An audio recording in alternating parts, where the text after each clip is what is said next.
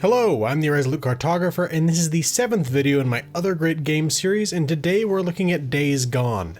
This is an open-world action-adventure game where you ride your motorcycle around a post-zombie apocalyptic Oregon. It was developed by Bend Studio and published by Sony Interactive Entertainment. It was originally released back on April 26, 2019 as a PS4 exclusive before it came to the PC on May 18, 2021. I've beaten the game on both platforms. Let's just go over the intro to the game and then we'll get a little bit deeper. For starters, this is the main character, Deacon St. John, or Deke for short. The game starts with a prologue scene set in the world as the zombies are wrecking things. Deacon is in the fictional city of Farewell, Oregon, with his wife Sarah and his best friend and motorcycle club brother, Boozer. Sarah is mortally wounded and Boozer has been hurt as well. They're trying to get to safety when they come across a Nero chopper. Nero is an acronym for the National Emergency Response Organization, an in-game analog to FEMA. A crew member of the helicopter tells Deacon the chopper can only take the weight of 2 more passengers. Deacon puts Sarah on board, but decides to stay behind, knowing that together, he and Boozer can get out of the city on foot. We then see the world 2 years later, and human civilization has completely collapsed. When we first get the chance to play, Deacon and Boozer are on the trail of a murderer with a bounty on his head. Just a tiny spoiler here, the story explains about an hour or so in that Deke and Boozer made their way to the refugee camp Sarah was supposed to have been taken to and found that it had been completely overrun by the time they got there. In the aftermath of this, we get a general concept that Deacon and Boozer spent the interceding couple of years traveling across the land, working with different survivor groups, but ended up living alone, working odd jobs for different factions. And that's where we start things. I'm not going to go deeper into the story in this video as I feel you should experience it for yourself. That said, the main quest is fairly long, has a lot of twists and turns, and has a great conclusion. With that said, let's talk about the world. First of all, as I said, we're in a fictionalized version of the post-zombie apocalypse Oregon.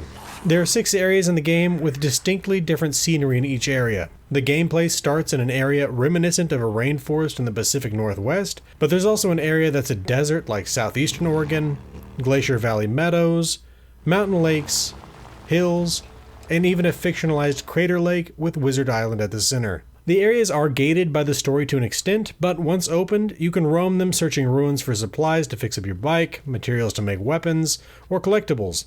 As for the zombies, they're known as freakers, and they're not undead. They've been made ill by some unknown pathogen that strips them of their mental faculties and makes them cannibalistic and violent.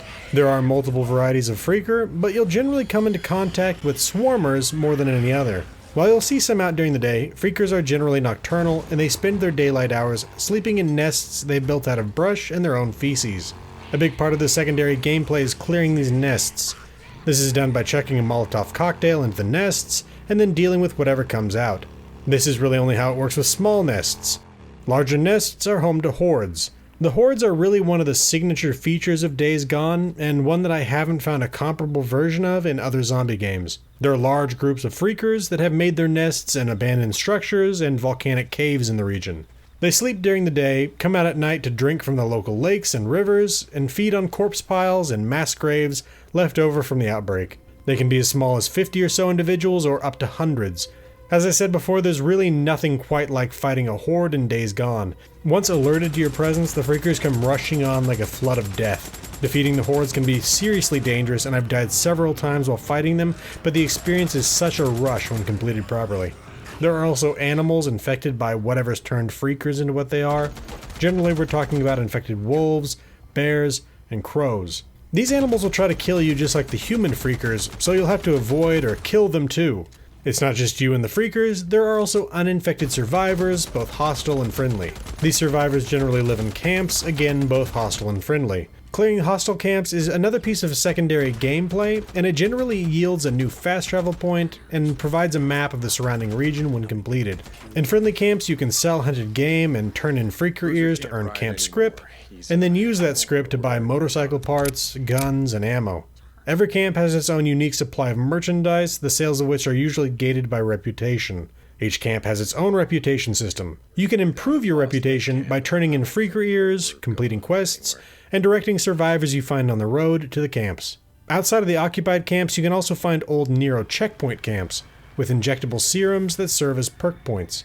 You can access these injectables by repairing, refueling, and reactivating the camp generators. Doing so will also cause the camp's PA systems to blare whatever messages they were sounding when the camp fell, so be sure to destroy all the speakers unless you want to be rushed by whatever freakers happen to be nearby. Once the power's back on, you're free to enter the shelters, use the injector, sleep in the beds, and fast travel to that camp.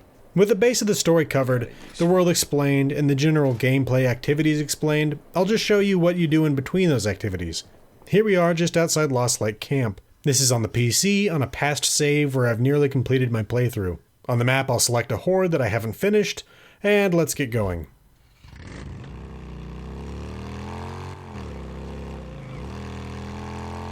Okay, so I'm fully loaded up on ammunition right now, doing pretty well in terms of gas. There's some wolves there.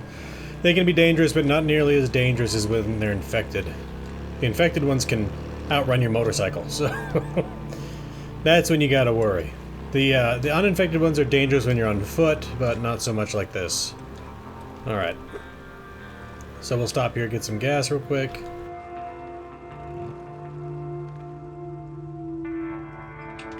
It's nearly full as it is, so it will be very quick. There you go.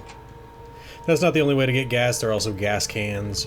Now, in terms of ammunition, you can either buy it from camps, or you can go ahead and usually find some in the back of cop cars.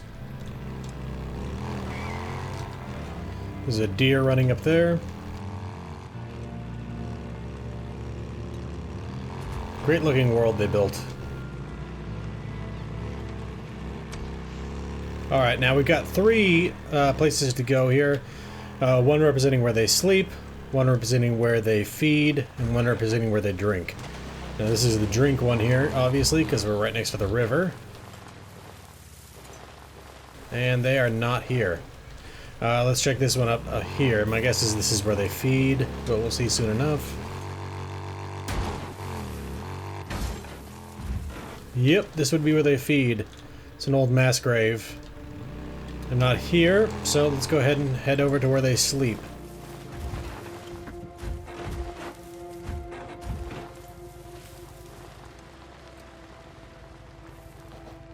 Okay. So it's a cave. Oop. Can definitely hear them. Let's see. I got a few items here I could use. We got some traps, proximity bombs. I can make some of those. Luckily, you can't set those off yourself. It'd be pretty bad if you could. Come on, guys. There's one there. Let's put another one here. And I'll place one more. Let's go a little further. I don't want them to set each other off. There we go. Okay. So we've now got our route of egress. Let's go ahead and get a nice napalm Molotov. Now there are multiple types of throwables here. We got frag grenades, pipe bombs. We can also make if we have boxes of nails. I currently don't. I just use those in the bombs, I think. The traps, I mean. And then normal Molotov cocktails. Like that. But I'm going to go with the much more dangerous napalm Molotov. Okay. There they are. Oh. Okay. Let's go ahead and change guns. Ah, hell. There was just one that set that thing off. That's the thing, you want those things setting up. I'm killing multiples. Uh-oh. Okay, run! No, no, no, no! That took out a lot of them.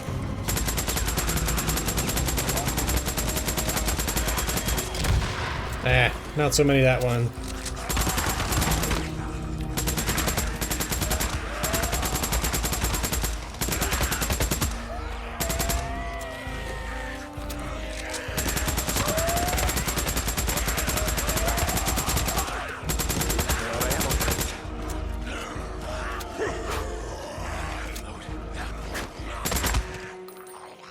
This would obviously be a lot more difficult with lesser guns, but there you go.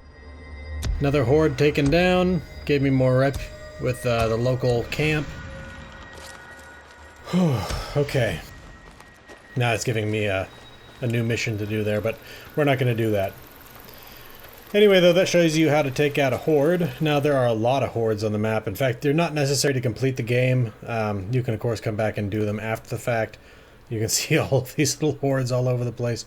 The biggest one is at the lumber mill. I think that's, yep, right there. Sorry, the sawmill. That one is incredibly dangerous. It's also the largest one, and it's a really great environment to fight them in. Alright, well, I think that shows off Days Gone. I'm just going to say in closing that I wish they were working on a sequel, but as far as I know, they're not.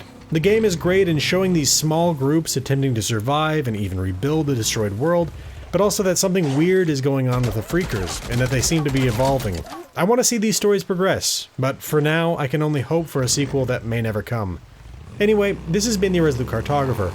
Thanks for watching, I'll see you again next time.